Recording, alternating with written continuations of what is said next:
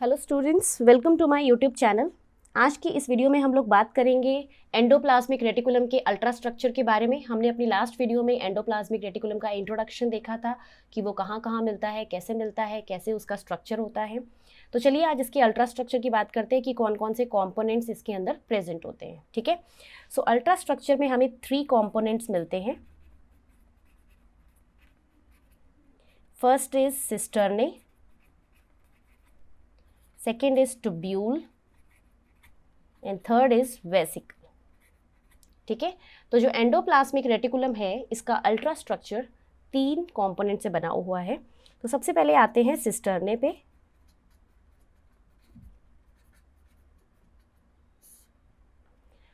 सो cisternae जो होते हैं बेसिकली उनका स्ट्रक्चर इस तरह का होता है।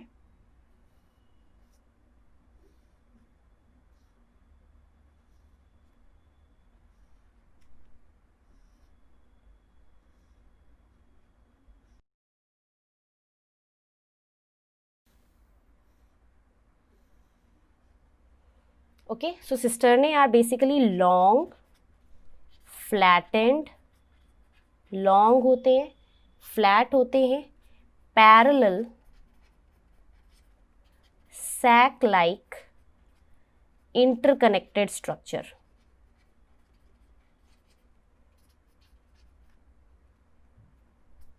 Interconnected structure. ठीक है, तो आप देख सकते हो ये सब फ्लैट है, पैरेलल हैं और सारे सैक लाइक एक साथ अरेंज हैं। ठीक है, इनके सरफेस के ऊपर राइबोसोम्स मिलते हैं। ठीक है, सरफेस में क्या मिलेंगे, ऐसे राइबोसोम मिलता है। वो भी राइबोसोम कौन सा, एटीएस राइबोसोम मिलता है इनके सरफेस पे। उसके बाद देखिए कि सिस्टर्ने सबसे ज़्यादा अबंडेंटली आपको कहाँ मिलेंगे, abundantly found in cells involved in protein synthesis, क्योंकि इसके पास राइबोसोम है ना, ये राइबोसोम है तो प्रोटीन सिंथेसिस करवाने का काम होता है राइबोसोम का, इसलिए तो राइबोसोम को प्रोटीन फैक्ट्री बोलते हैं, है ना। तो हमें सिस्टर्ने सबसे ज़्यादा कहाँ मिलेंगे, जहाँ पर प्रोटीन सिंथेसिस सबसे ज़्यादा हो रही है उस सेल में सबसे ज़्यादा मिलेंगे आपको सिस्टर्ने। तो यहाँ पे हम एग्जाम्पल लिख सकते हैं, जैसे कि cells of pancreas, liver, brain etcetera. ठीक है, तो पैनक्रिया के सेल्स में, लिवर के सेल्स में, ब्रेन सेल्स में आपको सबसे ज़्यादा लार्ज अमाउंट में सिस्टर्ने मिलेंगे। अब सिस्टर्ने जो है वो आपको रफ एंडोप्लाज्मिक रेटिकुलम में भी मिलते हैं और स्मूथ एंडोप्लाज्मिक रेटिकुलम में भी मिलते हैं। पर राइबोसोम्स इनमें कब प्रेजेंट होंगे, जब ये किसके सिस्टर्ने होंगे, रफ के। तो RER में जब होते हैं तब इनके पास राइबोसोम्स मिलते हैं और जब SER में होते हैं तब इनके पास राइबोसोम्स नहीं मिलेंगे। ठीक है, अब हम बात करें कि राइबोसोम्स अटैच कैसे हुए हैं इनके सरफेस के ऊपर। जैसे कि अगर मैं बताऊं आपको, यहाँ पे जो राइबोसोम मिल रहा है वो है ATS। तो ATS राइबोसोम में एक तो 40S सब यूनिट होती है जो स्मॉलर सब यूनिट है और एक होती है 60S जो लार्जर है। ठीक है, तो ये नीट में क्वेश्चन आता है कि जो राइबोसोम अटैच होते हैं सिस्टर्ने के ऊपर तो वो अपनी कौन सी सब यूनिट की हेल्प से अटैच होते हैं। ठीक है, तो उस केस में आपको याद रखना है कि जो राइबोसोम्स अटैच होंगे they are always attached with the help of their larger sub units. So यहाँ पे लिखेंगे हम, ribosomes are attached with 60S subunit of ATS ribosome. ठीक है, ATS राइबोसोम अटैच होता है अपनी 60S सब यूनिट से। ओके, सो इस तरह से सिस्टर्ने का स्ट्रक्चर होता है। अगर ये SER का सिस्टर्ने होगा तो इसमें राइबोसोम्स नहीं मिलेंगे। राइट, नेक्स्ट आते हैं सेकेंड कॉम्पोनेंट पे, that is tubule. So tubules कैसे होते हैं, ट्यूब लाइक, ब्रांच्ड और अनब्रांच्ड। ये ब्रांच्ड भी हो सकते हैं, अनब्रांच्ड भी हो सकते हैं। Structures form reticular network. आपको पता है ना, एंडोप्लाज्मिक रेटिकुलम नेटवर्क में मिलता है, form reticular network along with cisternae. ये भी सिस्टर्ने के साथ जॉइंट होते हैं और नेटवर्क बनाने में हेल्प करते हैं। ठीक है, तो इनका स्ट्रक्चर इस तरह का है। ये सिंपल भी हो सकते हैं ट्यूब लाइक, या फिर ये ब्रांच्ड भी हो सकते हैं।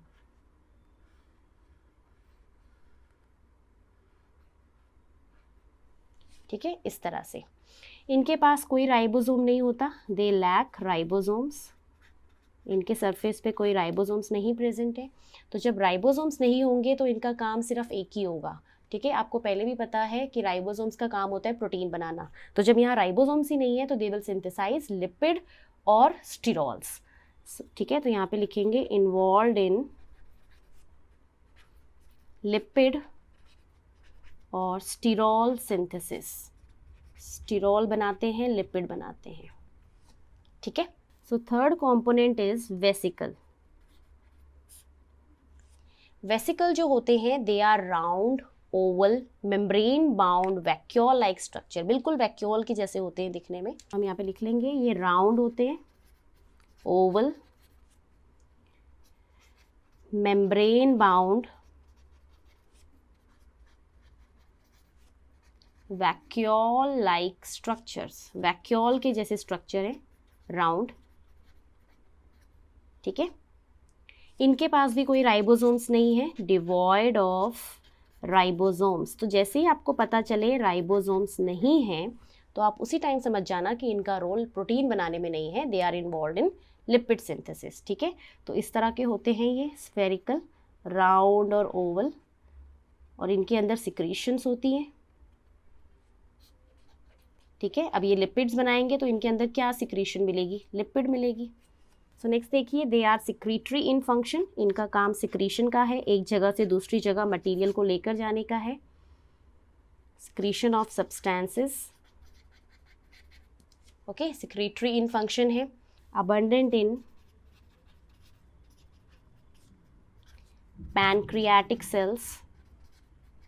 सबसे ज़्यादा लार्ज अमाउंट में आपको कहाँ मिलेंगे, पैनक्रियाटिक सेल्स में। ठीक है, अब यहाँ पर हम आते हैं एक बहुत ही ज़्यादा इम्पॉर्टेंट पॉइंट पे जो नीट में पूछा जाता है इसके स्ट्रक्चर के बारे में, कि यहाँ पर आपको बताना है कि कौन सा ऐसा स्ट्रक्चर है। देखो, हम लोगों ने लास्ट वीडियोस में भी पढ़ा था कि जो एंडोप्लाज्मिक रेटिकुलम है वो बहुत ही ज़्यादा रिड्यूस्ड होता है स्पर्मेटोसाइट्स में। ठीक है, सो यहाँ पर हम लिखेंगे दिस इज़ दी